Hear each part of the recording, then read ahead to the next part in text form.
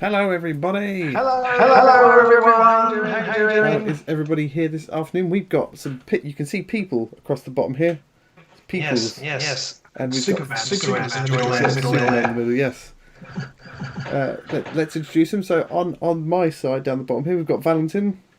Hi guys. One of our Patreons, because all of these are our Patreons, of course. And Valentin is also on. Robin's literally just said it offline, and I already can't remember it. Straight out of show. So that's the one. I was getting completely. See, this is how this goes. Right in the middle, there we've got another one of our patrons called possibly Nerdy. Got lots of echo. Have we got lots of echo? Well, I said it was going to be something like this, didn't I?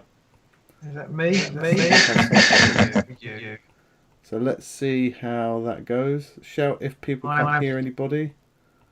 I'm echoing apparently. Hopefully now there's no echo. Echo for days. This is the problem.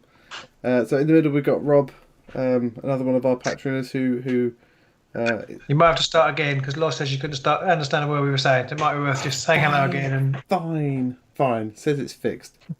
Fine. This is the problem with it all. See, I told you guys this is what would happen. So we've got Valentin on my side here.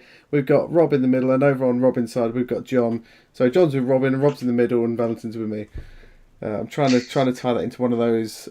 Our first hand is the hour hand, second hand is the minute hand, and third hand is the second hand kind of moment. But I couldn't get there with that one with all the Robs. We've got too many Robs. But basically, there you go. Some of our patrons on tonight to talk painting. Hopefully, no more echoing. Hello, gentlemen. Everyone's being very quiet now because everyone's like no one wants to talk whilst other people are talking. Everybody's worried about echoing. Hopefully there's echo everywhere. Hopefully there's no echo. Well, hi everyone. No echo.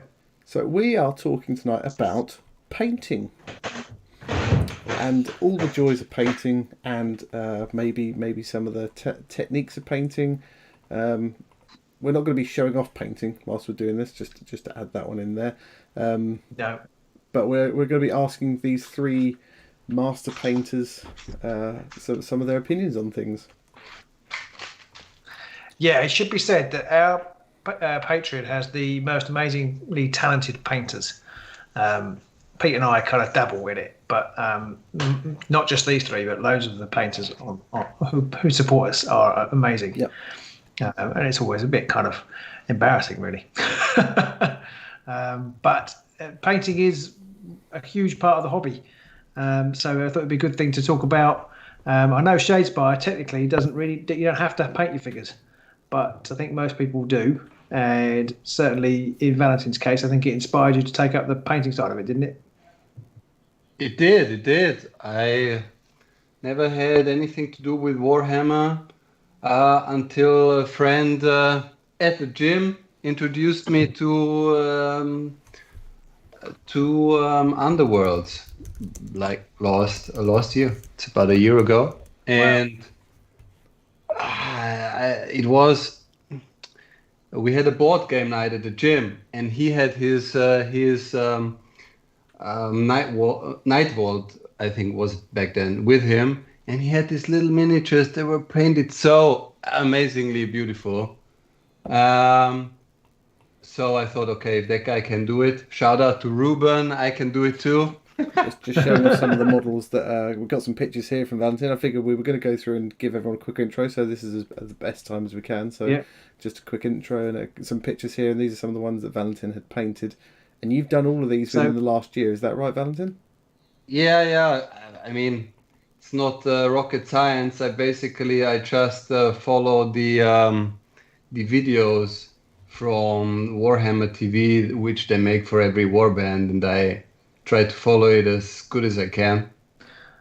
Yeah, it's not rocket science, yet you reach a level of skill in a year that I think I dream of. Just looking at the shading on that scritch there, on the cloak. I think it's to be able to do that in a year is pretty impressive, I think. I think so. Thanks. Definitely. So that's Valentin. We'll run across the bottom. Next we've got on is possibly Nerdy Rob. Rob, hello. Hello. And Rob, how long have you been painting for? I sort of couldn't do the maths yesterday. I think it's about three and a half years. Oh, you must be tired. Yeah, I know. It's tiring work. So have you been in the hobby about for 3.5 years, or have you been sort of hobbying longer and painting less? No, I mean it's like the fairly traditional route into the hobby, isn't it? So like definitely did it as a kid, and then like got into a little bit, and then like went to university, and then like video games, girls, drinking, that kind of stuff. And then when me and my wife decided to have a child, I was like, you know what I want to do? Have a solid midlife crisis and go back to painting toy soldiers. So we started trying for a kid, pretty much. Yeah, I mean, some people have fast women and fast cars, but painting is pretty much up there, isn't it? I mean, the women in the cars, man, it's intense, Yeah, so it was just basically picked it up again. Hadn't done any Warhammer, I'd kept an eye on it for like occasions, going on the Games Workshop website, having a look at like, oh, there's some cool stuff. What the hell is Age of Sigmar? That's upsetting. That's a bit of my childhood that's died. And then had some orcs to sort of pick up and play, but it was just like, I'm painting them too slowly. I'm never going to have time to do this. Also, then like a child turns up, which takes some time away from sort of gaming and that kind of thing. And then saw Shadespire and was like, "Ooh, this is like the game that fits being a parent." And then got into that quite a lot in London, and sort of the painting alongside it. And then sort of moved out of London, and there's not really a Shadespire scene around where I live, so went into like Necromunda, which is kind of my main thing now, with some orcs still sprinkled about. And I've just been flashing up some of the models there, and I mean, some of the models you've done are insane, and that Obrin in particular is just Yeah. and the fact that you've been doing this for about three and some years is just sickening, frankly. Good. That's the goal. I'm going to be snapping all of my paintbrushes on the show tonight. I didn't show this one at the beginning, but there's this like Orc Prospector model as well that you've been working on, and that is that face fantastic. It's like me after we finish recording. It's like you before we start recording, Robin. I don't know what you're talking about. And it's very in tune with your like Hobgoblin, whatever it is, like Zabag's Gits sort of illustration that you've got for the live stream thing. It's very in keeping with that. Yes, that's true. Yeah. And last, that's the inner me. And last, we've got down over in the corner there, we've got John. John is a relatively recent newcomer to the Patreon scene. And John, you've been painting for a little while now, haven't you? Yeah, 30 years. Yes, quite a while. Wow, that's a little while. Yeah. So you've been into it since the sort of 80s-ish, late 80s. I picked up Hero Quest in Christmas 1990, and there we go. Wow. I'm going to flash some of these models up. I mean, that's a similar sort of I was going to say heritage, but heritage isn't the right word. But it's a similar sort of time frame for yourself, Robin, and myself as well, isn't it? Yeah, well, I think I got my first models in 1983. I think. Okay, Robin's the oldest. I've talked about it before. I got the original Lord of the Rings models, which are about 83, 84, something like that. So yeah, but my dad painted those for me, so that's a bit different. And some of these ones I'm just flashing up now from John's stock footage that we've got. I mean, there's all manner of stuff in here, because you've got some Necromunda on the go, haven't you, John? And you've got the Aeronautica stuff, and obviously we've got some Beastgrave and some well, not Beastgrave, but Underworld's warbands in here and things like that as well. So the Guardians are lovely. So John, have you played solidly, or played and painted solidly in that time, or have you had time away and all the way through my teen, went to university, worked part-time at Games Workshop. Oh wow.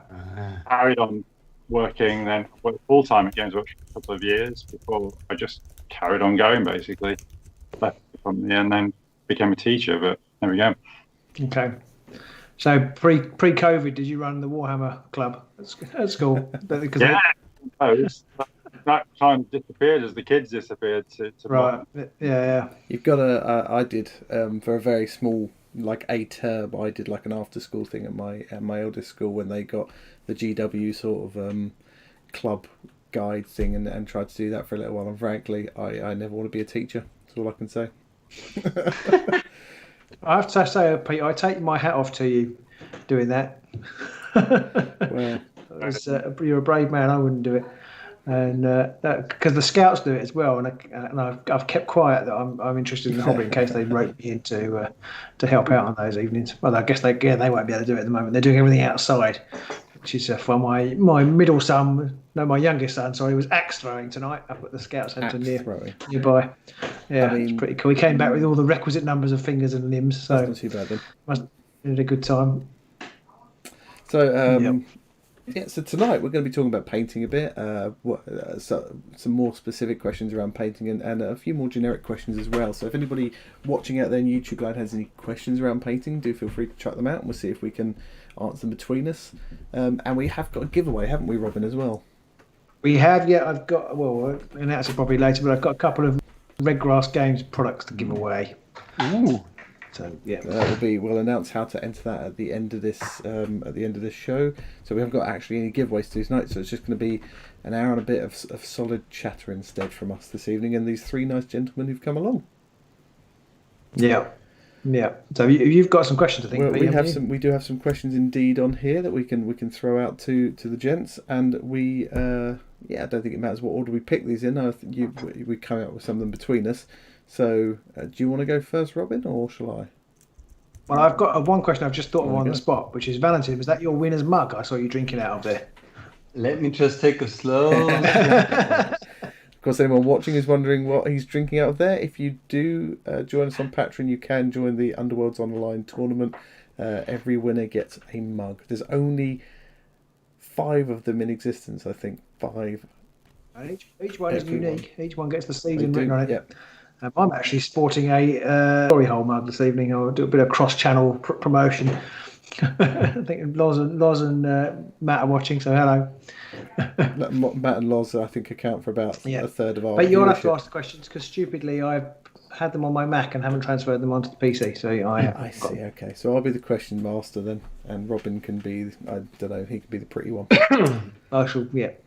Okay, so the first question, we've kind of already answered one here, which is how long have you been painting? We've covered that one already, and we've got quite a wide range from 1 year to 3 decades, sort of. So it's quite a large scale there. I mean, for me personally as well, I think I have sort of been painting on and off since the early 90s, although there was a big gap where I just stopped for a long time, and even now I don't paint a massive amount because I spend most of the time doing the channel, doing all this instead. Yeah. I'm probably coming up to now the longest time I've consistently painted for. I think I got back into it about 4 years ago. I painted, so I had some I bought the Star Wars Legion box, so I thought I might play that, which I didn't do, but I painted the minis thanks to Zarastro's video. And I've kind of been painting pretty consistently since that. But then before that, it was 15 years or something. Okay. So we'll try and keep everybody to get a similar kind of amount of time on air, so it's going to be a bit like the presidential debate. Everyone gets 2 minutes, no interrupting. I'm going to turn your microphones off. The presidential debate had loads of interrupting. It did, exactly. But none of us are Trump, so this should be fine. I'm gonna sort of combine two questions into one here, and I'm going to ask sort of a joint double question, which is when it comes to paints and paintbrushes, which ones do you use or which ones do you favour, or do you even have a preference? So I'm just going to start the list of the names I wrote down. So Valentin, do you want to go first on that one? Sure. Actually, I started out just getting all the stuff from the Warhammer shop together with the models, but when I ordered this the red grass wet palette, I also ordered the only 2 brushes they got, because they said you only need 2 brushes and you'll never need any more brushes. And it's a really small one and a medium one, and it's really true. I used the small one for the details and I used the other one for layering and stuff. And that's mostly it. Of course, I use some dry brushes to do something else, but I use those 2 really 90% of the time. They do it for me. Cool. Yeah, they're nice brushes. They sent me a couple.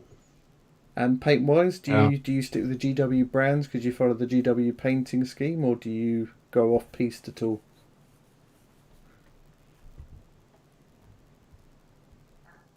Oh, can you hear us? That was for you, Valentin. Valentin, sorry. Do you use GW paints? Yeah. I only got GW paints. I did, however, get some other stuff like from Army Painter. It was really a big step for me, you know. I was like, should I get this other brand? But yeah, I did.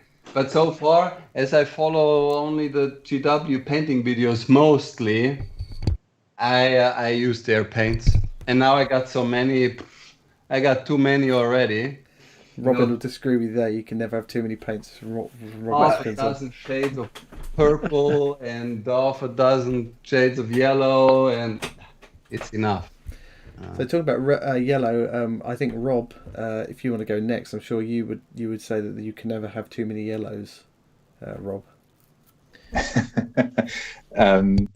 Actually, like I'm actually in terms of paints, I'm like fairly basic. Like it's pretty much just GW paints. I think there's a sense of like even within the GW paint range, they're not consistent in terms of how they behave, and I think you kind of, particularly with yellows, like, or just generally, you learn how sort of the different colors behave, and sort of like some colors are easier to work with than others. Like reds are generally good, yellows generally suck, or like you need to work them in different ways. So sort of, I don't think there's, I mean, the pots suck, like real talk, the Citadel pots suck, but actually the paints and that kind of thing, like they're fine. Like they're what I use. Like all my stuff is Citadel paints, except for like I've started playing around with inks. So the De La Rowney sort of inks and stuff like that. I use pink and brown ink a lot to sort of add color back into stuff that's highlighted, and the pink ink for like yellow highlighting or yellow shading. Sorry,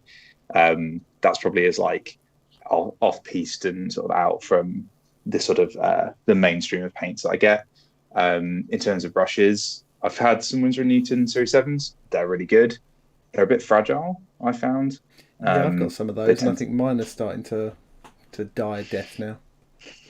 Yeah, so they're fine, but I mean they're not made for miniature painting. Like they're made for watercolor, so they're, you know, they are fragile. Like they're made for very, very sort of gentle painting, that kind of thing. But the Raphael 8404s, like I'm not sponsored by them, but definitely have like sold them to people. They're so good, and they cost basically the same as the kind of synthetic from GW, but they're great brushes. They've got nice like fat bodies. They've got good snap. They're like nice and big. They don't dry out when you're using them. I've had like an artist opus brush. I think they're garbage. Like I know they've got lots of like good advertising, lots of endorsements, that kind of thing, but I just found it too thin. It was like kind of, it didn't have any snap. It didn't return to its point. I don't know. Like that was one brush, but I found the artist opus ones not very good. Raphael 8404s are the way. See, snap was something I learnt about like this week or last week. Snap is how sort of springy they are, or how much they return to the original. I assumed it was the biscuits that you ate when you were painting. And you don't eat while you're painting. You can't eat while you're painting. You end up licking the brush. You might want to dunk in your paint water, in the brush, and oh god. Cool, thank you very much, Rob. John, how about you? What kind of paints and paintbrushes do you use? Are you a GW fanboy, or are you out there in your own world? Yeah, I'm still GW, but I've got a couple of like Army Painter Strong Shade and Army Painter Soft Shade, because they matched. I mean, the Strong Shade was the closest thing I could find to Devlin Mud. After Devlin Mud disappeared and it was the greatest paint of all time. After that one disappeared, I had to try and find something to replace it. And Strong Army Painter was very good for that. But otherwise, I go with GW. But I've recently found the contrast paints, but I use them not like paints, but I use them as like early 1990 inks.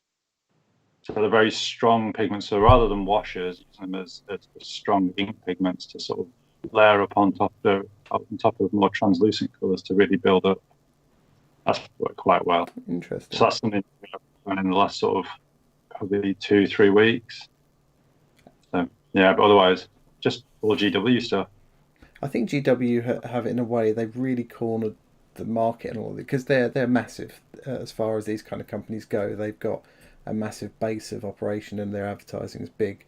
So most people naturally end up going to those because as well GW still have physical stores, and a lot of the other don't necessarily have physical stores, and they have to rely on local friendly game stores to sell a lot of their stuff, which GW have just as equal a footing in. So they've got their own stores and they've got the local stores as well, which means that they do feature a lot more. And as we can see here, tend to be also, that's where you buy your minis, so that's where you buy your first paints, isn't it? Exactly. That's almost, that comes with that first hit that they give you. And nobody realises just how bad GW paint pots are.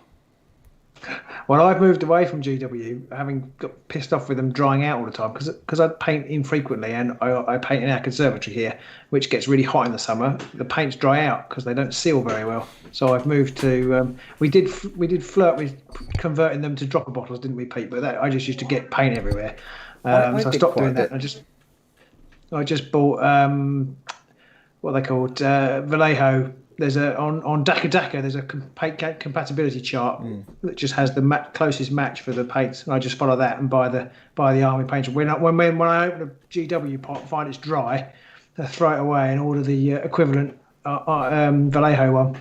And there are some that don't match, but most of them there's a match. And then so I do that, and they haven't dried out because they're in dropper bottles. And why GW refuse to put their paint in dropper bottles, I don't know.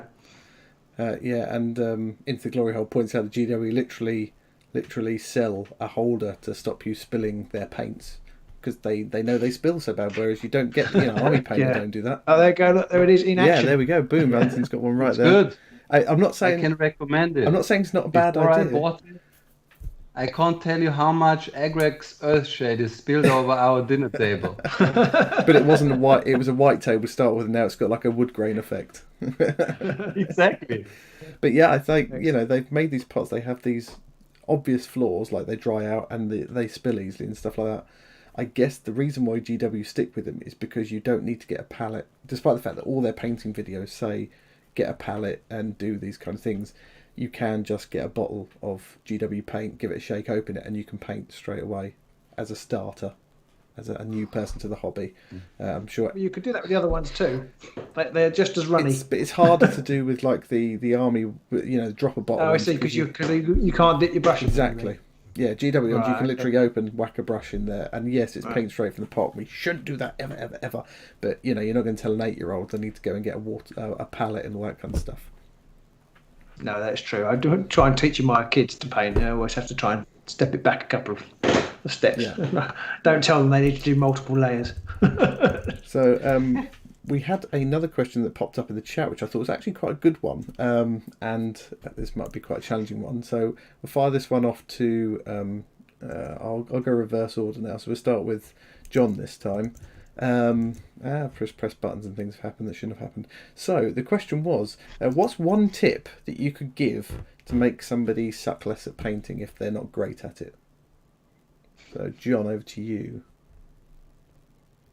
So the first thing I would do is don't worry about the sort of highlighting, the shading, all the rest of it. The first bit is to keep it as neat as possible. So nice, neat base layers. So you start off, don't worry about the sort of get the overall color on, but after that, nice and neat is keep it as neat as possible, and then you can work on the shading, then you can work on the highlighting. But if the base coats aren't neat, then the rest of it is just not going anywhere. Cool. Okay, so nice and neat, says John. Rob, what do you say? I'll say like echo neatness. Like when I started painting a couple of years ago, like neatness, like makes stuff look better. It's just crisper, it's sharper. It doesn't even matter if it's not well highlighted or whatever. The thing in terms of like getting better from that point, the thing that I found is take on stuff that is like out of your league that you can't do, and find like there are tons of videos on YouTube that will walk you through like doing stuff. So that the Oberyn that I painted was my first time trying NMM, which is for anyone not familiar. Yeah, I know. But I literally just copied the painting Buddha video, and it took me like a month, and that was all I painted. Literally like painting like, right, today I'm painting his lower leg, and that was it. But it was just taking it step by step, and literally rewatching sections of the video. I'll find it and link it in the chat, and just copying it and copying it and copying it. And that was all it was. That's just a copy. Colors are slightly different. But then going back and painting, you know, back to Orcs or back to Shadespire stuff and Necromunda stuff, it's like all of a sudden you're like, oh shit, like I understand like transparency way more. I understand like how to do loaded brush. I understand how to do glazing. Like I understand how to like hide a crap blend under a little scratch, and it actually, even though you think it would draw attention to like a crappy blend, it hides it. Like it, and getting a sense of like actually getting like light and dark contrast into models. Like I haven't done NMM since, like 100%. I'm not doing it as a regular thing, but it made you so much better by just doing stuff that is out of your comfort zone, and just being willing to try it. So that was quite a long rambly answer. You're on mute. You're on mute. Can't hear you, Pete. So yours would be just to experiment with new things and try new stuff out. Yeah, just like copy. Like I'm a teacher as well. Literally, the first way you start to learn something is to just copy. Like that is how you learn something initially. You copy somebody, and we are now in a world where like YouTube is full of stuff you can just copy. Yeah, lots of useful stuff and shit like this. Yeah. Valentin, over to you then. Third, are you? So we've got neatness and we've got try new stuff. What would you recommend to somebody who's new or wants to improve? I wanted to say what he just said. Rob, yeah, don't. Well, I'll say what I did. I didn't try to be creative at the beginning at all. I just followed instructions of people who know what they're doing, because using the color scheme on the box art, because that's the best way to learn generally anything, is to listen to people who know what they're doing. That's what you do in anything. When you learn a musical instrument, you're not going to start by, if you can't even read notes, by writing your own song and playing it at the same time. Yeah. So I just follow this stuff as good as I can. The painting videos doesn't need to be GW. You know, there's so many. Squidmore, Astro, Duncan Rhodes, and of course Robin, the Bob Ross of miniature painting. Yeah, there is more of those. I think 7 or 8 people watch those. And you see, because as a beginner, I had to learn. You know, you have to do 2 things to make the mini good look good. You have to have a good color scheme, and you have to know the technique to make it happen. But if you don't know either, it's easier to just follow the color scheme and learn the technique, because at least the color scheme is going to look good, and you're going to have something you're happy with, even if you don't manage to stay inside the lines all the time. But at least on the first superficial look, and especially if you got 5 minutes next to each other, nobody's going to see the details, but they're going to see the colors, and you're going to see the color schemes, and it's going to look fine. And that's going to motivate you to keep painting. And that's, of course, another tip.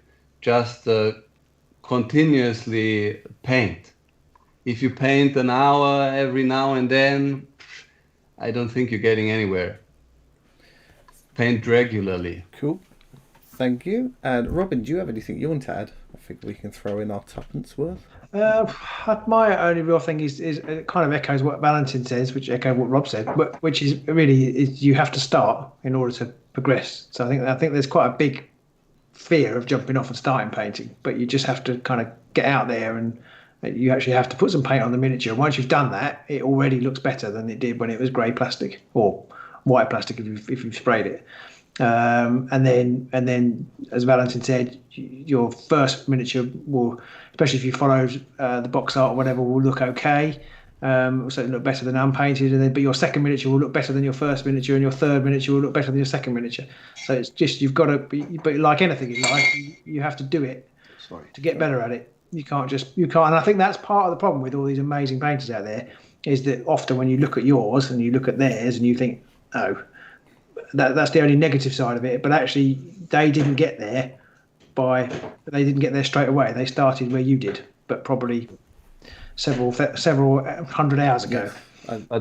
if I may add, don't make the mistake that I did with the first warband and try to be smart and save time and paint them, how you say it, in a production line, Right. where you paint them all white, then you paint all the skin, then you paint all the hair. Because if you do the hair wrong, then you'll do it wrong on all of them. Yeah. So I had to paint. I think I painted the Wild Hunt 3 times in total, if I count it together, because every time I figured out, oh shit, that's how it's meant to be. Because I didn't even understand half of the stuff what the guys are saying. 2 thin layers? Why do I need 2 thin layers? I put one thick layer on. That does the same job in half the time. Amateurs. These people are idiots. I definitely. If I could just jump in quickly as well. Yeah. Sorry. Go.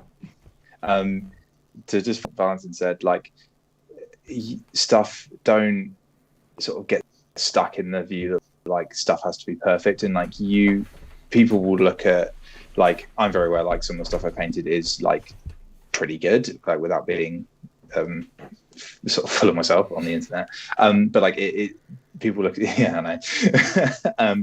People look at it and say, oh, that's amazing, but like you can look at it and go, oh, I made a mistake here, that doesn't work, that's wrong. You can always see your own flaws more than other people will. And just keep painting new stuff, rather than feeling like, oh, it's not perfect. Like it's a toy, like they're toy soldiers, we all know what we're doing. Like no one is, like a very, very small minority of people are like painting to win competitions. Like most of the time we're painting for fun, painting to get better, painting for our toys to look cool. Painted always looks better than unpainted. Like, that is the rule. So yeah, like I think I'd avoid going back and repainting stuff. The temptation is there.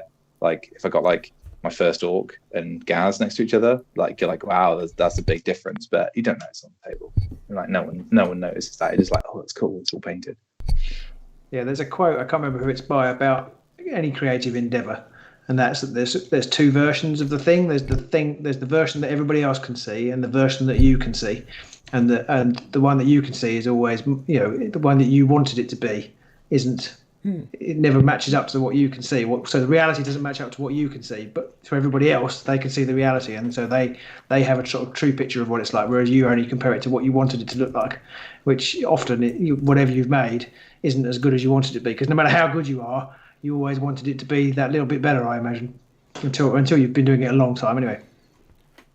So I can always see the flaws in what I've done, but actually other people come, and this is something I was going to say, and I'll throw it in now. I find I've got lots of non-gaming friends who think particularly my Star Wars figures, because they like Star Wars, are amazingly painted, and actually, so from their perspective, they're absolutely brilliant. Nobody's ever done anything that good ever, and I've never seen anything like it. But actually, from a gaming world perspective, they're just middle of the road, and no better than that.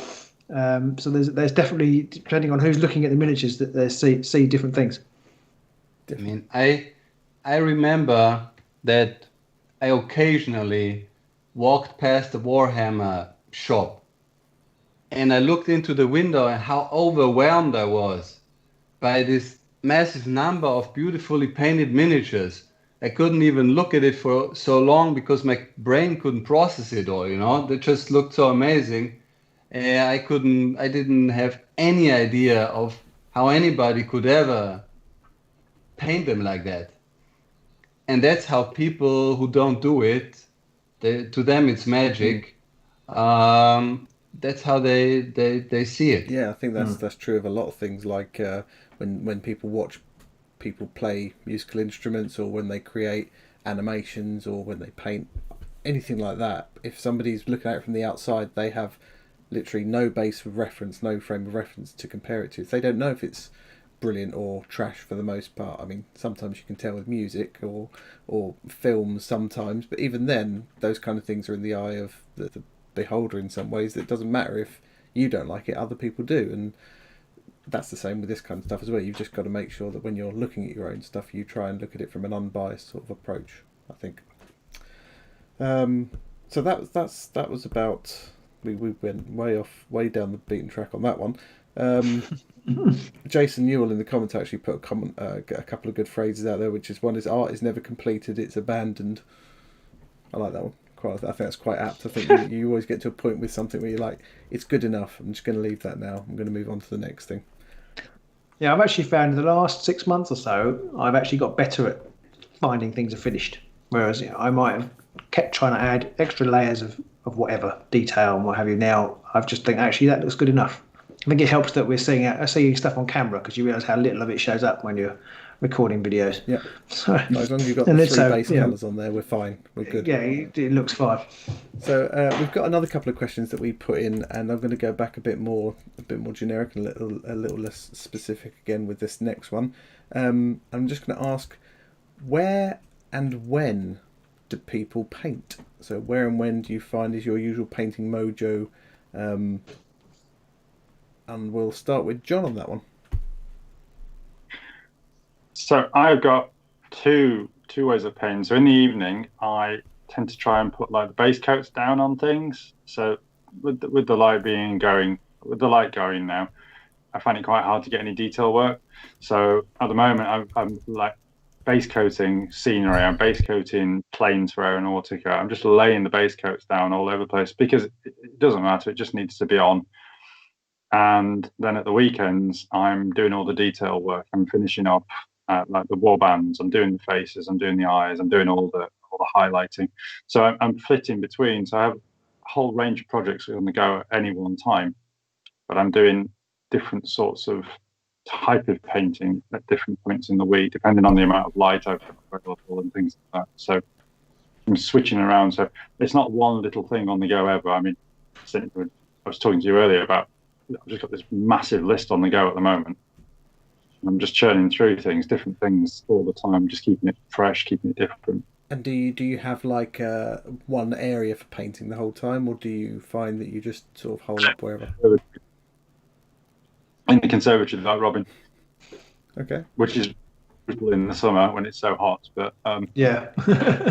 In the summer, I can only paint in the afternoon, because the sun comes in the morning, and then after about 2 o'clock, it's gone round behind the back of the house, or around the front of the house, and then I can paint.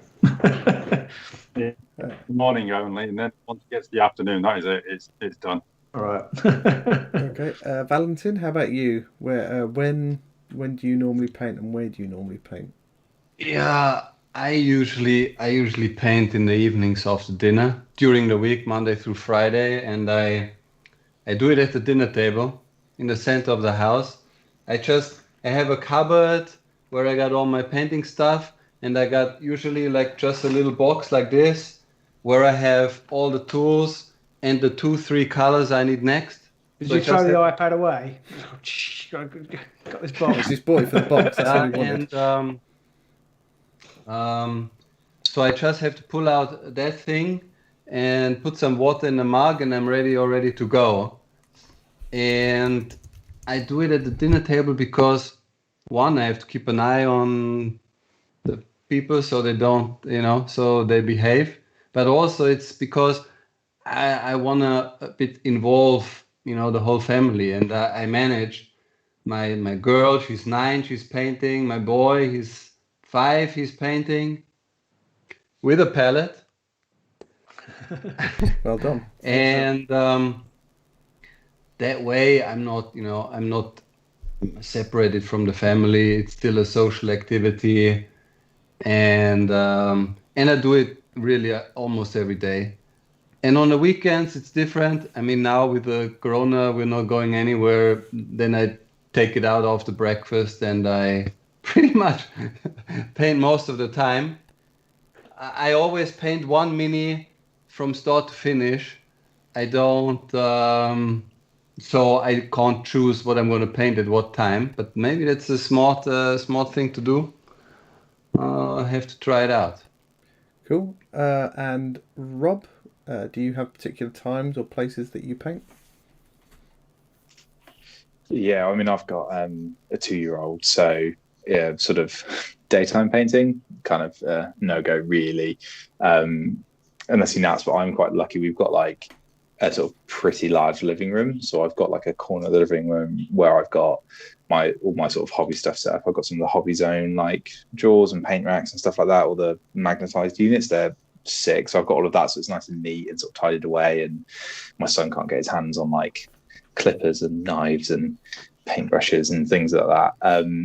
And so it's in the living room again, like Valentin, like it's kind of putting it central, putting it like, so he, you know, he's into painting. He knows Daddy paints, so that's good. Like start him young.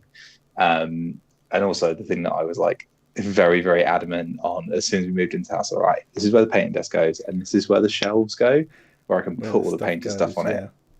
Yeah, just so you can have like what you've painted in front of you, and you can be like, yeah, this looks good. When you're painting, you're like slogging through a difficult bit when you're painting something. Having all the stuff that you've painted that you enjoy in front of you is so powerful. All the stuff that's unpainted or in boxes, whatever, is up in a cupboard upstairs and away. Like only the thing I've got in front of me is there. And yeah, it's pretty much evenings and when the boy naps in the weekends, so I've not got kind of work to do and that kind of thing. So it's in the evening watching TV with the wife, that kind of stuff. But having it central's nice to, like, you know, you're not like isolated off in like a cave somewhere. How about you, Robin? You already have a pretty well-defined area for your painting, don't you? Yeah, I have the sort of 1/3 of the breakfast bar in our conservatory, so we eat at the dining room table, which is behind me. So we don't use the breakfast bar for we use it for dumping stuff on and my painting. That's what it gets used for. And I tend to. A bit like John, I tend to, if I don't paint in the evening very often, but if I do paint in the evening, I just do the base coats. I can't do shading at night time. It's not bright enough. I did buy a couple of daylight lamps, but I just find the shadows are all wrong. So I tend to do shading in the daytime. But I try and paint when I can, and some days I can, or some weeks I can string sort of 5 or 6 days together where I paint, and then I might suddenly go 2 weeks where I don't get to sit down and do it. Since the kids have gone back to school, it's been a bit easier. I kind of, when I've got them all back in at the end of the day, they normally collapse in a heap and leave me alone for half an hour, so I can do half an hour's painting. I'm painting my youngest some Mandalorians at the moment. And he keeps getting upset with me because I keep painting the wrong colours. But I keep telling him there are no right colours, but but there obviously are. Telling me he's seen them. He's seen them in the films. Well, exactly. That's just it. I think I'm trying to actually expand my knowledge of colour theory by painting them different way, each one differently, to see how it looks. Like it. And Valentin's doing some painting now whilst we chat, which is a good use of his time as well. Well done, sir. I just have to put some naan oil on rib tooth. Nice. Get the dog all over. That's a good thing about naan oil. Just slap it all over the model.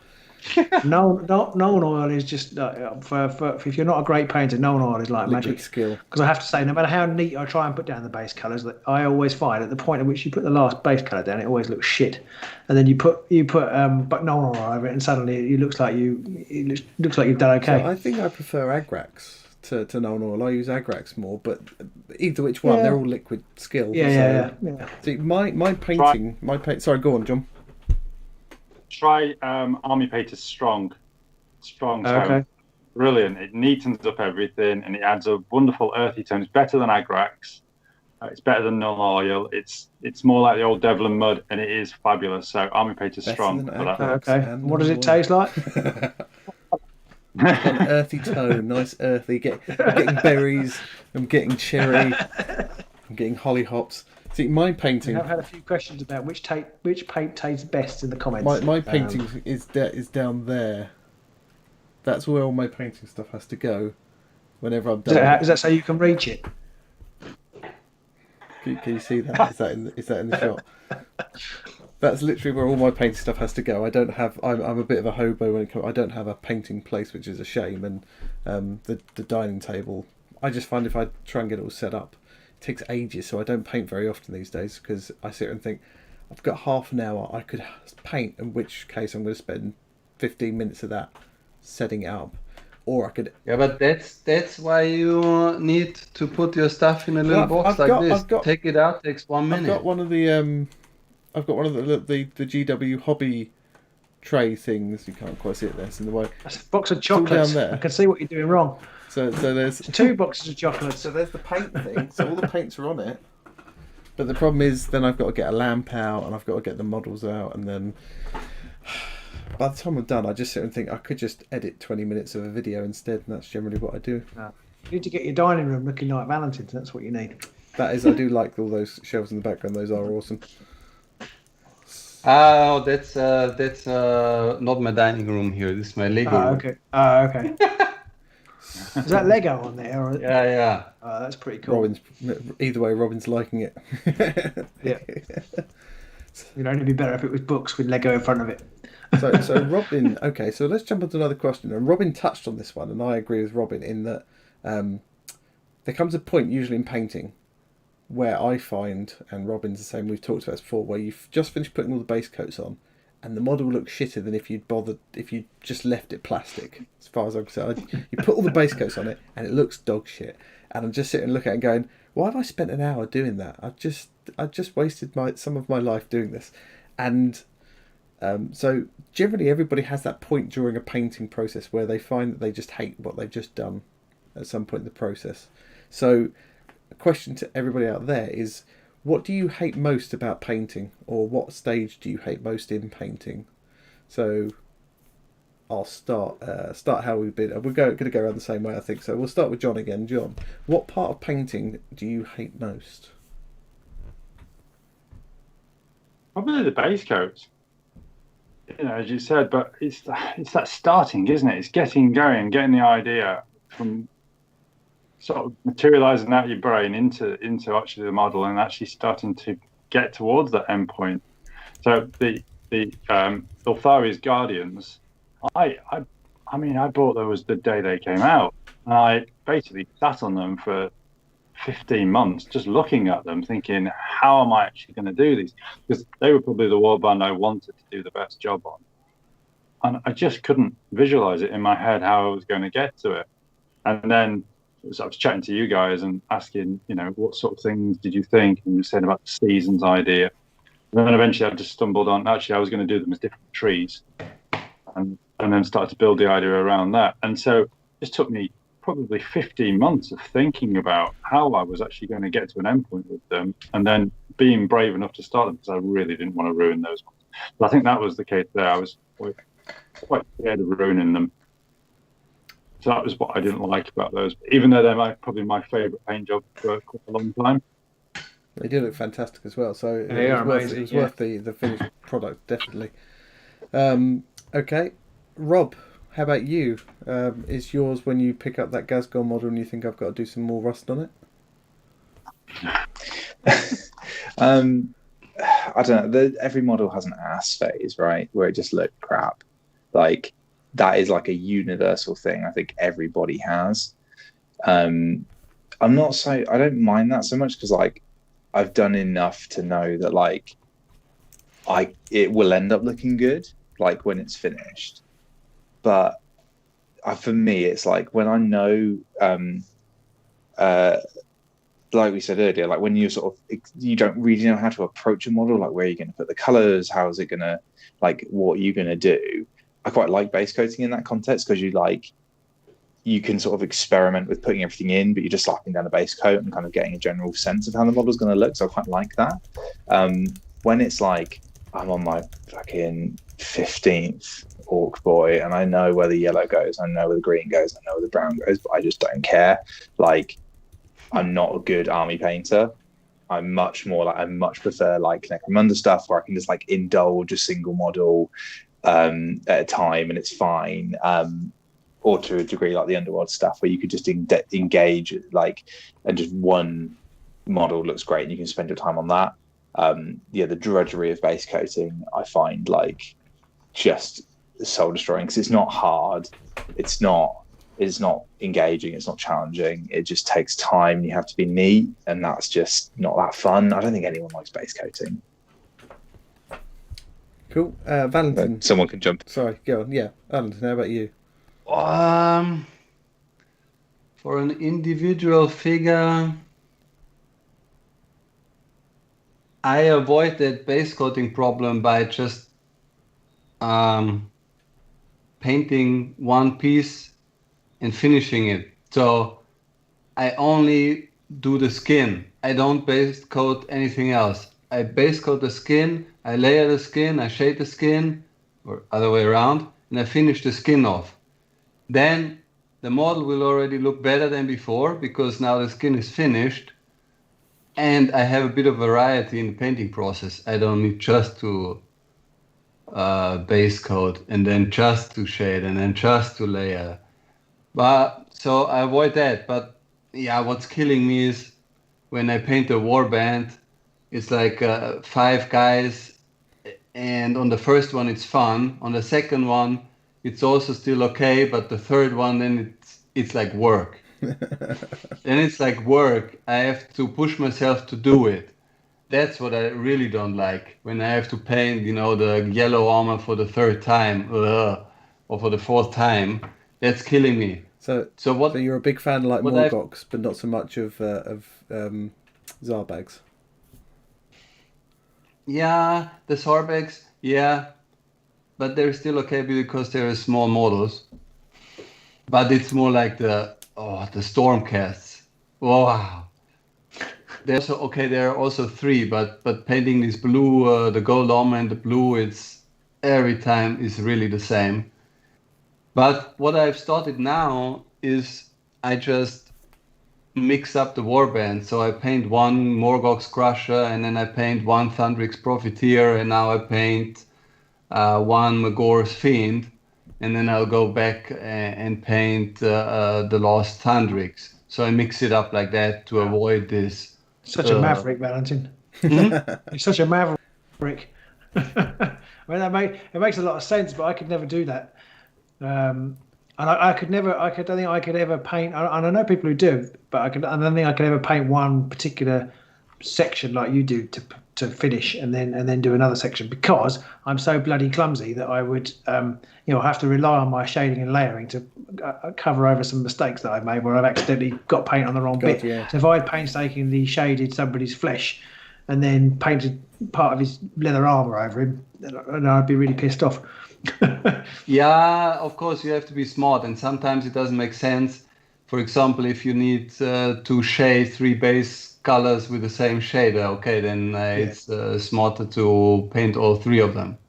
Or sometimes you have to intermix it a little bit. You paint 2 layers colors which are next to each other and make sure the borders are neat, but then you finish off one. I finish off one. So you could take it to a whole nother level, and you could just do like the skin on a wild hunt model, and then you could go and do the armor on an orc model, and then you could go do the face on a wormspat model, and then you go back to the wild hunt one again, and just every time just changing up.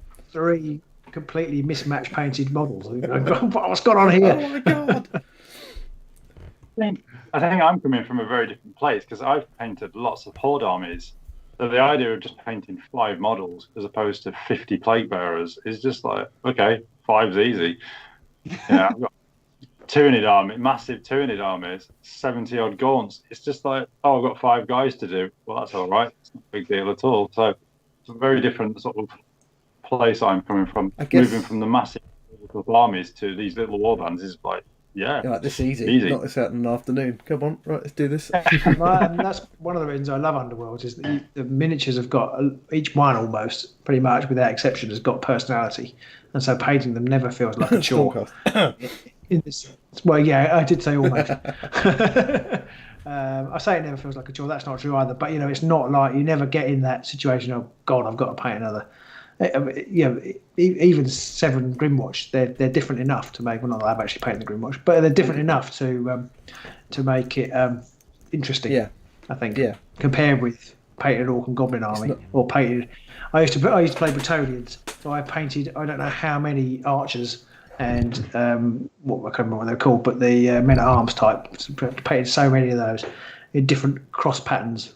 White and green, orange and black, just over and over. It's not like, which I quite enjoyed at the time. It's not like now as well, where back in the 90s, where the models came in one pose, like sword and shield, and that was it.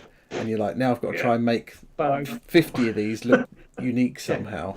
Now it's like you've got 8 models, or 5 models, or 3 models, and they're all wildly differently posed, and just the models themselves are fantastic as well. So. It just makes life so much easier for painting in that sense, at least, or it does for the most part. Apart from the fact that when you look at a model, you just sit there going, "How am I going to paint that tiny little bit under the edge there?" And yeah, that does my head in. that is something that frustrates me. What's that? When there are things that are hard to reach on the miniature, and you can't take it apart anymore because I don't glue them, but sometimes you can't take it apart, or it's just built like that. Oh, that's. So do you guys? That's a good question actually. Do you guys do sub-assemblies or do you put them together and paint? So I guess Valentin, he's a put together and paint kind of man for the most part. Yeah. Yeah, I mean, I don't glue them, but when I spray them, they already tend to stick together. So I spray them separately, but then also it's a problem because then if you get a little paint on the little things you stick into the hose, then it's hard to stick them in. So you gotta cut them off or do something to remove the paint again. But if I can, I do it separately in I mean, for the Warhammer Underworlds, there's not many sub-assemblies. You have a shield that's off or something. Yeah. Your backpack, that's it. Yeah. What about you, Rob? Do you sub-assemble or do you just put it all together and paint away? Unsurprisingly, I don't put it all together and paint away. Like for the general rule is if there's stuff that's across the body or like with say Gaz, I did him in sub-assemblies just because he's basically each bit is basically a model in and of itself. But yeah, I tend to, so for like Necromunda stuff, I'll paint sort of the weapon that goes across the chest separately. I'll paint them off the base. So it's usually maybe 3 bits for like Necromunda stuff. I'll generally paint stuff off the base if I can. Yeah, and then usually I'll get it base coated and sort of put whatever shades roughly that I'm going to be on, because realistically, as long as it's neat and darker, it doesn't make any difference. And then I get it stuck together as quickly as possible. So then when I'm highlighting, you don't make the mistake of highlighting stuff that doesn't look right, if that makes sense, or you're not going to see. Yeah, which is 100% just as depressing. We're like, yeah, that's a sick blend. It's in his armpits. Oh yeah, it's right on the crotch. When he falls over. Yep. when he's pinned in Necromunda, everyone's going to see how awesome I am. So it also helps like get the volumes of the model right, like where you're going to put light and where the focal points are actually going to be. Depending on like how technical you want to be with like painting and that kind of thing. Because I find imagining it when the model's in sub-assembly really hard. Like I like to I constantly with Gaz in particular was like dry fitting him together as I was going, okay, like where do like focal colors need to be, what's going to be hidden, what do I not need to worry about, where is going to be exposed, like and particularly choosing bits I was going to paint checks on and stuff like that. Like I'll dry fit them and then take them back apart and then paint them separately and stick it back together. But yeah, it's mixed. It depends on the model. It really does. Cool. And John? I'm the same as Rob. It really does depend on the model, but I suppose most of the time, most of mine are generally constructed. But again, like the Guardians, they're so fiddly. They were painted. I took them apart and painted each individual bit and then assembled them afterwards. But I scrape off once I've sprayed, I scrape off the undercoat with a craft knife, just so that they fit back together well. Then that tends to be okay. But yeah, most of them, I think most things are jumbled. I don't know about you, Robin, but I find that I am in too much of a rush and I want the finished model, so I always stick the whole thing together and then spend the rest of the time when I'm trying to paint it cursing myself for gluing everything on. But I've also got better over time at sitting there when I've tried to get something that I can't quite reach. I'm just trying to get through, and I'm getting better at just going, you know what, fuck it, no one's going to see that. It doesn't matter. I'm just not going to paint it. If it's like a really obvious, it's really obviously going to be difficult to paint. So like if it's a Necromunda figure that he's got his arms up like that, holding his gun, then I painted those arms separately, so that they didn't, so I could paint the front of him okay. And any models like that, but I don't go overboard, I don't think. I do see people who paint on the sprue, which I've never understood, because when I cut things off the sprue, I know I'm far worse at assembling than I am at painting. When I cut things off the sprue, quite often I have a horrible bit of plastic left that I then have to clip off and file off. And I think, well, I can't imagine painting the rest of it and then screwing up, clipping it off, and then having to repaint it. I just that to me is a level too far. That looks bizarre to me. I've never understood that one. One thing that Mold line. go on. Sounds like a mold line Robin wants to get rid of there. Well, I know. The thing with mold lines, right, we didn't touch on this last week. We didn't touch on this with mold lines. I find with mold lines, you think you've got them, and then when you put the model together and start painting it, you find that somebody's added more during the night. So and that's one of the reasons why I hate getting rid of them, because I never ever managed to get rid of them all. And that's just a general problem I have in my painting. And I think Matt, as we talked about this on the Patreon Discord, is that you paint all the leather bits, whatever colour, you paint all the leather bits, and then you go on, then you paint the cloak, and then while you're painting the cloak, you notice a leather bit that you missed, and you think, how the bloody hell did I miss that? So you paint that leather bit, and then you look around and go, just make sure I didn't miss any more. Okay, I didn't miss any more. Then you start painting the sword, and then you notice another leather bit that you missed, and I'm sure somebody goes through and adds little extra details to the model after you've finished it. Yeah. Because that always happens to me. And another thing I'm terrible at, and I'm sure none of you people are this bad, the fronts of my models always look much better than the backs, because I spend ages and ages doing that, and then the back I'm just like, oh, I'll quickly do that. And so I quite often find that, again, on the back of the model, I've paid less attention to detail than the front. And I don't know why that is. It's just a personal foible. But it always looks better from the front than the back. It's ironic, really, because you're the one who... Very good point. It's ironic, really, because you're the one who's going to be looking at the back of the model most of the time. So you should be spending more time on the back of the model, because that's the bit you're... I'm going to be spending too much time misreading my cards. That's what I'm doing. True. Yeah, I'm not saying anything there, but yeah. I have noticed as well with contrast paints. Obviously, one of the things one of the big selling points of contrast paints from GW is it's great for beginners. You spray the whole model a white or a very light colour, and then you can whack contrast paint on it, and it does a load of the recess shading and stuff sort of for you.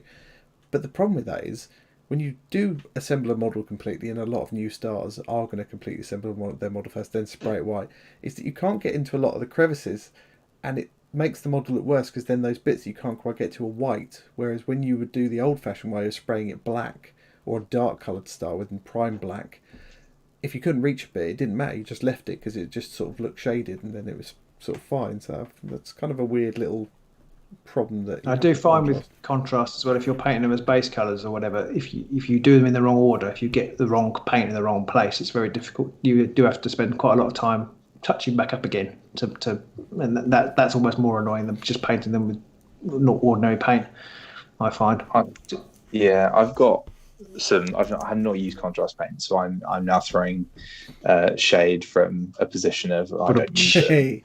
Yeah, we throw in contrast. But I don't think that contrast paints, as they are like marketed, will actually help people go beyond, like, actually get better. I don't know if there's like a line that goes from spray it a light color, chuck on some contrast paints, that takes you sort of. And people might not want to get better. That's fine, but generally people want to get better in their hobbies. Like, you play golf, like, you want to get better. You play football, you want to improve. Like, there's a sense of like progression of stuff. But I don't know. I feel like with contrast paints, it doesn't necessarily set you up to get better and add like tools to your repertoire. Like, whereas like you start like layering and then like, oh, let's try and like edge highlighting, and then you're like, oh, like how can I make my shadows better? Oh, let's try like glazing, and then that's you can kind of add stuff to it and layer on top. I don't necessarily know if that works. Contrast paints is a bit like being the rhythm guitarist. If you're happy with contrast paints, it's like you're happy doing a few set things and you don't ever want to get better after that. So it's a bit you just want to stay in the background. Exactly, just doing the same thing over and over and over.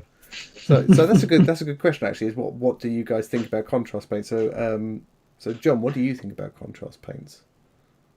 I've not used them a lot, but I've used them for little things like the windows on my Aeronautica planes. That's like Griff Charger Grey, and then I've used them to sort of enhance the colours of existing normal base paints, because the base paints tend to have a sort of more pastel element to them. It's a bit more washed out. So if you then layer over the top of those, instead of using a shade, but you use a contrast paint, but thin it down, then you kind of get a shade at the same time as enhancing the base color as well. So you can then build from there. So you can use them to strengthen other colors, but I've not used them just as they were sold to me, which is basically paint the model white and then apply them all over the place. So that's not what I've seen. As I said, I used them more as an early 90s ink wash, because the inks have disappeared, but now you can use them as ink washes and then water them down using the contrast medium to make them into glazes and things. So I'm very old school with the way I go with them, which is to use them for sort of the way I would have done 25 years ago, and just use them in a very different way. Have you used them, Valentin? Because if you're following tutorials, are they more traditional paints? The first, I think the contrast paints themselves are not bad. The problem is they're not easy to apply at all.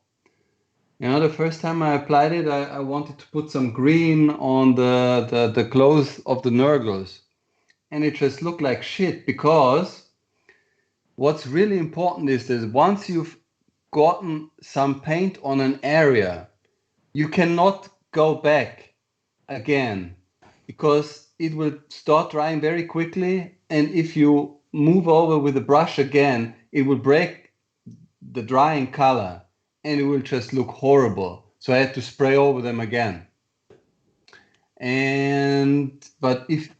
I don't think, you know, if you don't explain that to a beginner, he's not going to have a good time with it. Yeah, it wasn't until I watched one of Duncan Rhodes's exactly.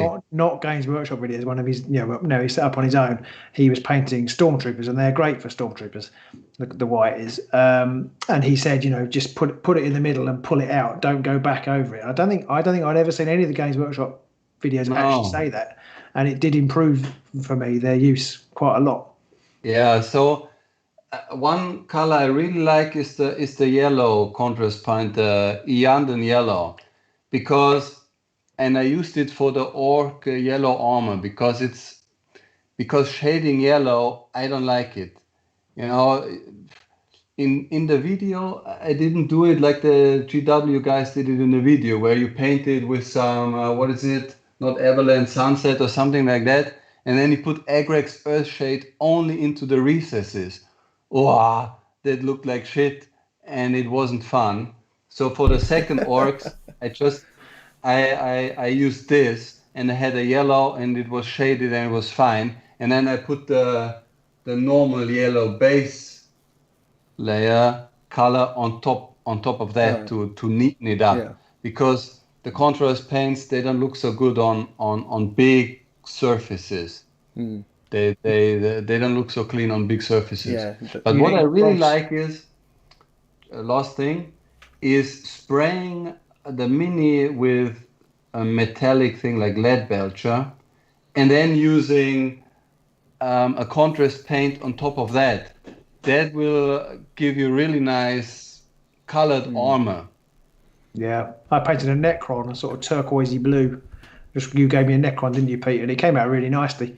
Sprayed it silver and then dry brushed it sort of brighter silver and then painted the contrast over it. It came out like a nice eerie blue colour. So I think for me, contrasts, I've gone almost completely over to contrast. In fact, I only used regular paints when I do the edge of the base, or the nameplate is pretty much the only time I don't use contrast, which is ridiculous. But I've found my niche. I'm the rhythm guitarist. I'm quite happy just doing some base coats, get them good enough for on the camera, and then that's me done. So I think they suit that for me. But I kind of agree that a lot of people either don't use them how they're intended to start with, or they use them very limited and sparing, and that they really aren't. They get people painting, and they can get someone to paint a model and get it all covered in paint and make it look like it's got a bit of shading on. But you're not going to sort of get much better than that without a lot of extra help. And the contrast. They're another tool, really, aren't they? They're another tool which you can use depending on how much effort you want to put into using them. You can use them in different ways. I think they're pretty useful also for small details that are not so important. A leather belt or a leather strap, you just do the contrast paint over it and a little highlight, and then you're done, because it's not so important like the big yellow armor. They're also very important. They're also very good for organic parts, so flesh and hair, but not so good for armor and clothes. So organic, they work better there. They seem to flow better into the muscles. I painted my Otharis with them when they first came out, and they're obviously nowhere near as good as yours, but they were they look pretty, for the amount of effort they took, they look pretty good because they blend really nicely together as well. So you can sort of get some nice different changes in tone. But I think if you try and use them on armor, they don't work. They work well with the metallic sprays, but I don't think they work without an underlying. It's odd that quite often when they were demoing contrast, when they first were bringing them out and talking about them, they gave people Marines to try them on. Like that's like the worst model to try contrast with. It will when they first came out, they took them to the UK. In fact, before they were out, they took them to the UKGE, and it was Nick was there demonstrating them, and they gave me a Marine. I thought, well, I'll try, because I've been painting some. I think at that time I had painted some Ultramarines. I thought, well, I'll just see what they're like, and slapped it on the Ultramarine blue, and it just looked bloody awful because there's so many smooth surfaces on them. Yeah. And like you say, because you don't realise if you leave it to dry, it dries quite quickly, and then you move back over that area, and suddenly it breaks that drying, and you end up with those patchy, blobby. It's awful. I think they should have been giving people something much more organic to use those on, I think. So, have we got any more questions, Pete? Because we're getting towards 11 o'clock. Tons. So, I'll just go pick one more out then that's a bit more relevant to what our channel is all about, which is Underworlds. So, what is your favourite model or favourite warband? What was your favourite model or warband to paint? And in general, what are your favourite kind of models to paint? So we'll start with Valentin. What was your favourite of the 20 odd warbands you painted now? Which was your favourite, and what are your favourite kind of models in general to paint?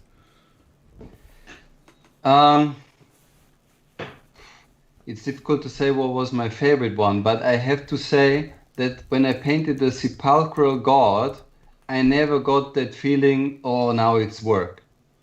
Because they have, the only thing they have in common is the skeleton. And that's pretty easy to paint. It's not a lot of surface. It's pretty straightforward to paint. But then they all have their individual things, like different shields, for example. They all got different shields where you can paint different patterns on them with different colors. I really liked those, but there are a lot of which were nice. Usually it's always the first model that's of a warband that's the most interesting one. Morlock is nice. Lot of dry brushing. The Magor are nice as well. Orcs, I'm gonna list more of them. But I didn't like the Stormcast so much. It's hard work. Yeah. John, what about you? What do you find? What were your favourite warband to paint out of the ones you painted, and what's your favourite kind of models to paint? So I mean the Guardians, they're probably my favourite ones, but I like Fast Riders as well. They were quite nice, even though I find Stormcast a funny one to try and do. The Fast Riders were particularly nice. I quite like doing Fast Rider with his bird as well, the Star Falcon. That was quite nice. Who else was nice? The eyes of the Nine, which are great. They were really good. I enjoyed painting Becula's Wormspat as well. They were quite nice. I think I quite like all the Chaos Warbands.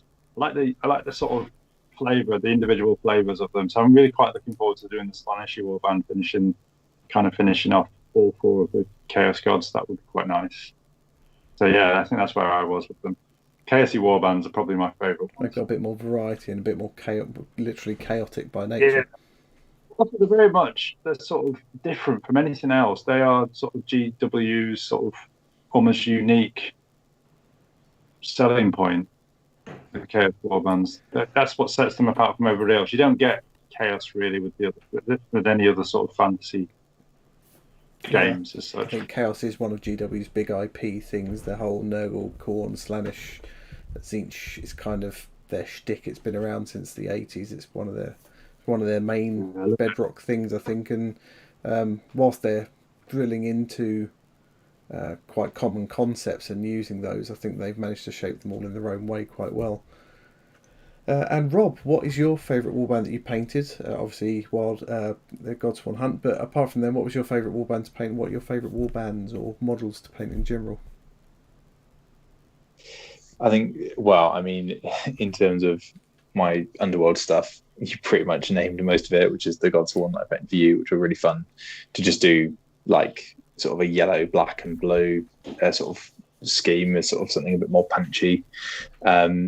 The warband I played a ton with were the Reavers, and they were the only other one that I painted in full, so they have sort of like a special place because I really played around with skin tones on them, so they've all got slightly different skin tones without being like, here is the white guy, here is the black guy, here is the guy that looks like a zombie. Like there's a bit more like subtle between them. And hey, like that's what mine look like. And then obviously the Oberyn Stormcast as well was like, so basically I only really painted the models I wanted to with Shadespire, so like the other stuff is cool, but they never grabbed me. I love the Necromunda stuff as like my favorite models to paint now. There's like something so like small world and characterful about them, where you can just really lean into like the little details of them and just sort of lavish them with time and attention. And they're a bit more flexible than say the Underworld stuff, which is quite like set to an archetype, because they're very important that like the model represents the particular miniature there, whereas with the Necromunda stuff there's a lot more scope to kind of like make them your own a little bit more in terms of schemes and that kind of thing. Like, I'm so in love with Necromunda and the aesthetic, and basically if I had the time I would just buy all the necks because they're all so characterful. But I've sort of resisted so far. They do kind of get the impression they're a real labour of love. Look at your photos. They kind of, there is so much life in them. I mean, it's not speed painting, that's for sure. It's definitely not my area of expertise. What about you, Pete? What's your favourite? Anything that's easy. I always like to paint my Skaven when I paint them, but then I fall in love with the idea of models more than the actual painting of them. So I like the idea of horde armies having masses of guard or Skaven or Nids or undead or whatever. So those are always the ones I enjoy painting. But I can never be asked to do 60 of them or whatever, so I always end up crashing short on that front. But I definitely prefer more organic shape sort of things like the Skaven furs and stuff, because they're easier to paint. Whereas armour and Space Marines, they require a lot more of a steady hand and more skill, basically, than I have. What about you? I haven't actually painted that many. I enjoyed the Wild Hunt. They were really nice models to paint. But bizarrely, I think I've ended up painting the Stormcast, and because I had a bit more time, I actually did enjoy doing the Curse Breakers. I did a bit of OSL on Stormsire's Flame, which I was quite pleased with. It looked pretty good. And even going right back to the beginning, to Shadespire days, I bought some crackle paint for the armour. I tried to do them as a kind of ancient kind of decaying warriors. I bought crackle paint for the and put it on the shields and the what they call pauldroons, and I was really pleased how that came out. So they're probably, ironically, the very first models I painted for them are probably my favourite. Which I never ever play. I probably haven't played Stormcast, the original Stormcast, for about 2 years. No, I don't think we've played Severin for a long time. He's not been on the channel. No, maybe I should play one of them for Arena Mortis if we ever play. Yeah. So mind you, my Oberyn is nowhere near as good as Rob's. I'll have to nick his models and use those. So I think that's probably we need to call things there, because we do need to announce a giveaway as well. I do want to say thank you to Valentin and John and Rob for joining us this evening and chatting paint. Yeah, thanks, guys. I hope everybody's enjoyed it at home as well. Finn's been keeping an eye on the conversation. I can't listen to people and read text at the same time. Yeah, that's been really fun. Yeah, thanks guys for having us. Yeah, thank you. I definitely think this is the largest chat we've ever had. 5 of us online. It's gone all right, so I think it's been okay. You've chaired it well, Pete. Good, excellent. You've chaired it well. You might get a call up from the US government, or not the US government, but whoever it is who does those debates. Right, no, shut up. No, come back. You can't go away. Where are you going? Come back. God's sake, you never listen. I'm off. Well done, Pete. See ya. I was grabbing the giveaway. So we've got 2 things to go now. We've got our unpopular opinion. I'm going to quickly throw the unpopular opinion out for tonight. The unpopular opinion for tonight is what it is. Expensive brushes are a waste of money. Gonna pull that pin out and throw that one. Valentin disagrees. Rob, even in Skype, you can see this guy's gone pale. I'm saying that. I can't. It's expensive. Just Sorry. How much money are we talking about? Because maybe I got no idea what a really expensive brush is. Pete's been buying £250 brushes from. I think. See, this is why I've got people telling me I'm wrong. This is why we have these unpopular opinions. But I've seen people. There are some people who win Golden Demons and other massive painting competitions, and they use like dollar brushes that they throw away. They'll do a model or something, and then they chuck the brush in the bin. So if they can do that, anyone can do it. And I think expensive brushes are just people who have all the gear and no idea, like me. I'm literally going to order some of those Raphael brushes after this session. So I'm not practicing what I preach. I think maybe brush maintenance is more important than the price of the brush, because I bought these Warhammer, the Citadel ones in the beginning. I didn't know how to take care of them, so until I learned how to take care of them, I thought they were just not good. Right. So they tended to grab, and I got this brush cleaning soap. Yeah. Since I use that, maybe those red grass ones aren't really much better, but I'm taking care of them, so they're not breaking and they're not splitting the hairs. Yeah. Yeah. So there we go. There's the unpopular opinion. Sorry, go on, Robin. God, I was going to say I use Rosemary and Co mostly, but I did buy some. I got for Christmas one year some Winsor & Newton 7s, and the Winsor & Newton ones are better, but I can't remember what the difference in price is. They're about 3 times more expensive. They're not 3 times better. That's the question. It's like I feel like it's a diminishing return once you get past a certain point, definitely. And if you haven't got the skill, I don't think a good brush is going to help you. But how much are these Windsor things? They're I'm probably not sure how much about they the are. same price as GW brushes, because GW ones are massively overpriced. I think they're a little bit more expensive, are they? Rob, do you know how much they are if you use them? which ones? The Winsor & Newton 7s. The Winsor & Newtons are sort of around 10 to 15 quid for kind of the sizes you use, like the size ones and stuff. I mean, it's not that much more expensive when you think about how much we spend on toys. Like, it's really not that much, and I think the Raphaels strike a really good balance between like price and yeah, and I'm selling them again. It's no kickbacks, man. They strike a really good balance. I think they're probably actually comparably priced to GW ones. They're natural versus synthetic, and they behave better, they last longer, and they just keep a point better. Like, you don't have to buy ridiculous brushes, but good brushes help a ton. Might give them a go. We've got Rob. I don't know if you've seen it. Somebody's asked for the Stormcast painting guide you used, and asked, "Is it the painting Buddha one?" Yeah, I just stuck it in the chat again. Oh, did you? Oh, I missed that. Sorry. Yeah. I think it's in the weird, like, we're all at slightly different times with the chat. Yeah, I put it in there. It's a really good guide. Can't recommend it enough. I just sat and rewatched like 30-second clips of it for months. Right. Cool. Thank you. Maybe if they bring out another Stormcast warband, I'll watch it and no, I won't. So we've actually got 3 things left. I said we had 2. We've done 1, and we've got 3 left because I'm that. It's like the Spanish I'm that Inquisition good at maths. It is a bit like the Spanish Inquisition. Valentin, you had something you wanted to quickly put a shout out for.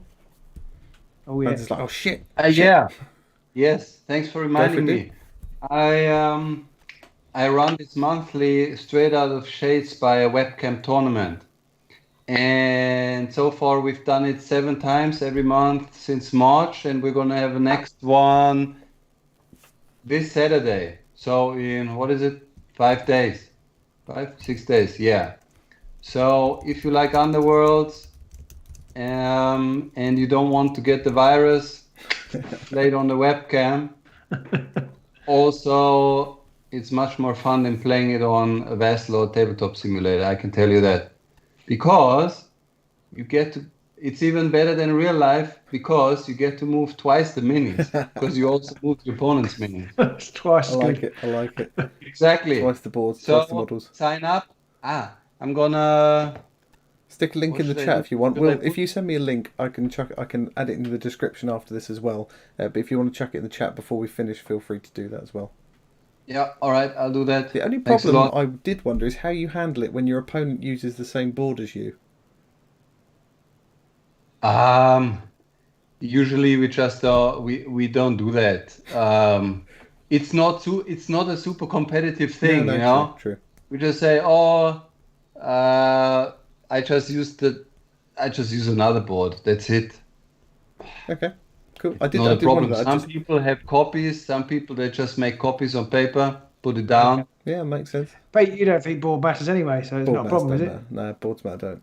No, it's all about placement matters. Boards don't. So cool. So yeah, and it's fun. It's not too competitive. It's very friendly. People bring some warbands that they want to play for fun. You know, I played last time. I think I played the Steel Hordes. Nice. Oh, okay. Yeah, they were not so bad. Andrew Marner wants to know where your accent's from because it's great. I'm from Bavaria, a region in Germany, There you go, Andrew. around Munich. I was going to guess it, but then I thought, no, I'm going to horribly get it wrong and offend someone, so I was just going to let you answer that one because it's just safer.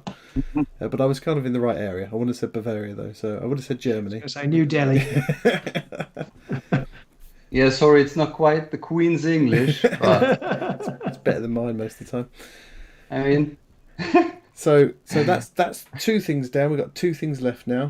One of them is an announcement. So Robin, let's do the giveaway announcement. Go for it. The giveaway, yeah, okay. So this, it's the usual thing that if you want to enter, you have to comment on this video afterwards, or in the chat here. Is that all right? Or does it have to be in the video afterwards? doesn't it, Video Pete? afterwards. I'll comment on the video afterwards. Start with competition, and then say why you want to win. I've got 2. I've got 2 everlasting wet pallets from Red Glass. There's one there and one there, and there's 2 different ones. I've got a complete pack, which I think has slightly more stuff in it, and then a just a one in cellophane. I'm not quite sure what the difference is. This one's got 1 wet pallet, 15 sheets of paper, 1 pad, and a strap band, and this one has 50 sheets of paper and 2 foam pads and a free pallet well. So this one's slightly better. So I will draw them both next week. Yep. So after this, 2 draws. I have to say it will be UK and EU only because sending the other stuff to America this week because I had to sell one of my children to do so that. it's a win-win, So, really. so actually, if these were won by an Australian and American, I'd be like childless. There's a thought. Don't get too carried away, Robin. Cool. So yeah, so all you got to do is stick a comment afterwards, after this is over, in the comments of this video. If you're watching this later in the week, you can still enter as well. We will stop entries on Tuesday before the show starts, so make sure you enter before that. There'll be no on the night, I forgot to enter, stick my name down quickly. Got to get it done now. Do it now. Do it right now. There we go. That's that one. And then we had just one more thing that we were going to mention very quickly, and it's not really painting related at all, but it is our Patreon Warhammer Underworld's online group announcement. So everybody in Patreon can enter our mostly monthly Underworld's online tournament to win a mug, just like Valentin has, as showed off earlier at the beginning of this video. And these are the groups. So you can't quite see it. I'm going to try and make it a bit smaller. Hopefully, I will put this up on Patreon afterwards, so don't worry if you don't remember where you are, you don't spot your name now. So here are the groups. Don't promise them that they win anything because I'll win it. There you go. There's the trash talk from Valentin. He will take the cup again. He's got one. He's gunning for another one now. Only one person has won 2 mugs so far. So there we go. There is the groups. If you are interested in joining in the next time round, do check us out on Patreon. I don't know how many of our guests tonight are in the tournament. Valentin, you are, I know. John, Rob, are either of you in? Sure it is, I think. Yeah. Cool. Yeah, my first go. No, I'm. Right. Rob's too busy playing Necromunda. Yeah. Necromunda Online, is that? Have you played the Necromunda Online, Rob? No, I sort of saw it and was like, oh, the development like silence, and then sudden life gave me like the sort of, oh no, this isn't going to be as good as I want it to be, and from the sounds of it, it kind of is not as good as I would want it to be. I found it's not, and also it's definitely not the tabletop game, but it's a bit like it's marriage. close enough. Lots of development, then the silence, and it wasn't as good as you hoped it would be. It's definitely not the tabletop game, but I think it's a pretty good alternative if you want to get a Necromunda fix and you can't play somebody. It's not bad. Yeah. Also, my computer is not Windows 10, so it doesn't run. That's a pain in the backside. That was fun. Yeah, and so I was like, I can't be asked. I just gave up with it. Fair enough. Sometimes it's nice when you get that kind of situation. You're like, awesome, I don't have to struggle with myself over convincing myself not to buy this. I've had a barrier put in my way. I don't have to worry about it. It's already been made for me. Yeah, exactly. Cool. Well, thank you everybody for tuning in tonight. Hopefully people found that useful. Don't forget the giveaway after the show's over. And thank you so much for our 3 guests tonight to come along and chat paint. Yes, and well done for Valentin for even sort of practicing what he was preaching at the same time, painting at the same time. Hey, I'm very impressed. There we go. I got two layers of naan oil over this big boy. There we go. Brilliant. That's how quickly you can get a model painted. I wonder whether we should do painting chats in the future, Robin. General chats with us, just painting and chatting. But that would probably go horribly It's wrong. an interesting idea. I've got a feeling I'd be very bad at it, but yeah, we could try. You never know. Maybe we'll try that in some time. Maybe we'll try Patreon only one first on Discord and see how that goes. Lighting is really bad. Yeah, you're gonna need some kind of lamp of some description. Plus, when I spray my models, I might get it all over the camera and everything. That's not going to work. Okay, you might need to do a bit of prep. I had my toothbrush and blood for the blood god already ready to do some spraying all over the camera, but time's up. Sorry. That's one way to freak out the kids in the morning. What's going on in here? So thanks everybody for tuning in. Stay safe. Thank you to all our guests for coming on, and we'll see you all soon in the Beast Grave. Thanks everyone. Bye. Bye.